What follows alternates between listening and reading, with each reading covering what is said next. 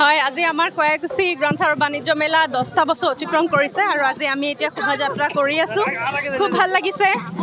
বহুত ইমানবোৰ ৰাইজ ওলাই আহিছে, 15,000ৰ ওপৰ মানুহ আজি ওলাই আহিছে আমাৰ এই শোভাযাত্ৰাত। গতিকে সঁচাকেই ভাল লাগিছে আৰু বহুত বহুত ধন্যবাদ।